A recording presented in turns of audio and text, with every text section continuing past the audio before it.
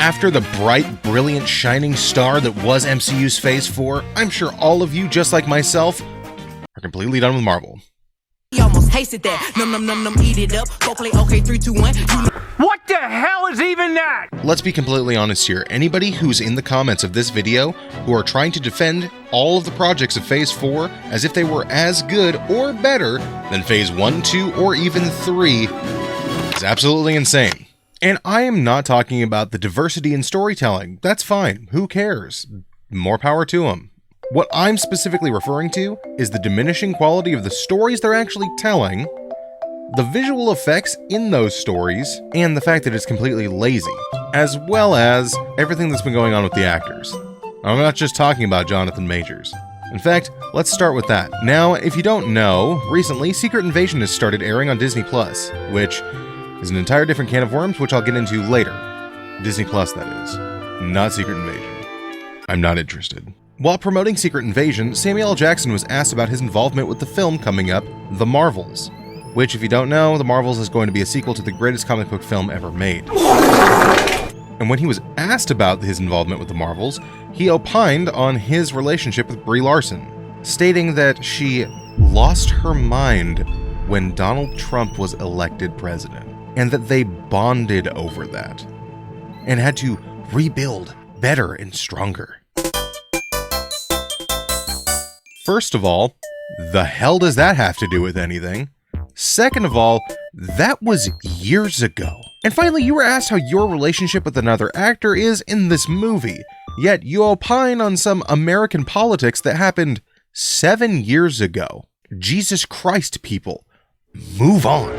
I honestly don't understand how Sam Jackson thought that that was going to be an appropriate response and have people not get upset. And I'm not just talking about people who go there just hating on Brie Larson for no reason. I mean, don't get me wrong, there's tons of reasons. But here's the thing, all that's going to do is divide your fan base. I mean, realistically, you're gonna have people from both sides of the political aisle watching your show, so why alienate half of the audience? I mean, really, you think somebody who voted for Donald Trump in 2016 or 2020 is going to be like, that makes me really want to watch Secret Invasion now? You know, really? None of it makes any sense to me. I really don't understand the fascination with Marvel actors almost explicitly wanting to go after and attack fans that they don't line up with ideologically. I mean, America is supposed to be a melting pot of all different people from different backgrounds with different thought processes and different belief structures being able to cohabitate and get along. Yet it's crap like that that really drives a wedge between people. I just miss the old days where actors would just show up and say their lines, and not try to inject their own dumbass politics into whatever they're trying to sell. Their job's not to influence people with political ideology. Their job is to show up, possibly be in a costume, and say the lines that someone else wrote. That's it. Beyond that, I don't give a crap what you think or what you believe in. You do you, be on your own. I mean, imagine if somebody else in a different job did exactly what they're doing now. I mean, imagine this. Imagine you're hiring somebody for a job. Let's say you need to get a roof replaced. The roofers come over, they start doing their job, and then halfway through, they start going off about the evils of capitalism and why socialism and communism really are the best ways to move forward in the country. Okay, cool, fine. Yeah, whatever, who cares? You can have that opinion. But if I'm paying you to do a job, shut the hell up and do your job. This goes for actors on all spectrums of the political aisle. I don't care what your personal politics or beliefs are. You leave those at the door. Doesn't matter if I agree with you or not. Because your only job as an actor is to entertain.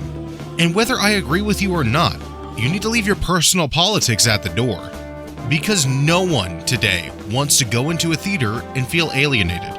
So really, regardless on what side you fall, actors just need to go back to their original craft of entertaining and not trying to divide their fan base. And you know what? Who cares? Fine. People can say whatever they want to. It doesn't really matter in the end of the day. But the problem is, when you get up there and you get on your soapbox and try to say that one thing is dividing the nation while you're the actual person setting that division, it's kind of hypocritical. Then you get crap like with She-Hulk. And I'm not talking about a women empowerment thing. That's fine. The problem is, they're turning the character into a stereotype. I mean, think about it. You've had strong female characters in science fiction for decades. Basically, look at every single role that Sigourney Weaver's ever played. And before that, you had Princess Leia in Star Wars. She may have been a damsel in distress, but guess what? When they were under attack in the Death Star trying to escape, it was her idea to grab Luke's gun and shoot a hole to the trash compactor. In that instance, a female character was actually the one who took charge and made sure that everyone else was safe. There are dozens of other examples, but really it has nothing to do with whether a character is a man or woman. In these stories, it has everything to do with, are they a good and likable character? You can have a character who's a guy who's a complete a-hole who nobody wants to be around and audiences hate. And you can have a character that's a complete a-hole who's a female who no one wants to be around and the audience hates. It's almost like these studios are kind of losing sight of what really matters and only operating on political lines. And honestly, this all started happening after Endgame. Phase 1, 2, and 3 were amazing. They all built up towards Iron Man's sacrifice, the original character that started their entire universe. So far with Phase 4 and 5, we haven't really gotten anything of substance. And that's why, honestly, I'm going to be sitting out a few of these films. And pretty much all of the shows.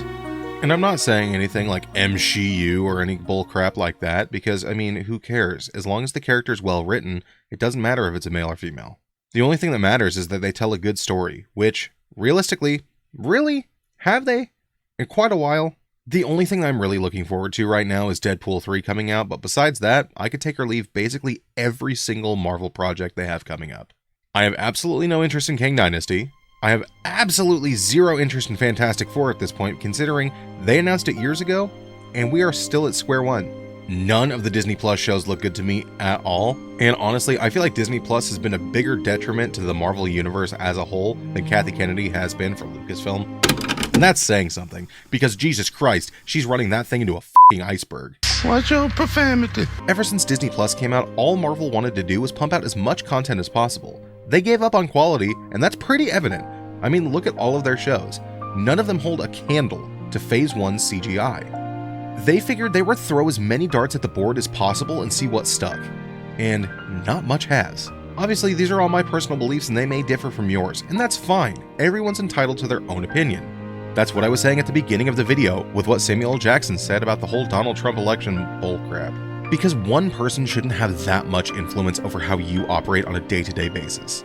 Just because one thing happened like that doesn't even directly impact you, shouldn't make you have to completely rebuild your mental abilities. It's just sad. What do you think about this? Do you think Marvel can turn it around? Comment down below and let me know. Don't forget to leave a like on the video and subscribe for more. I'll catch you in the next one.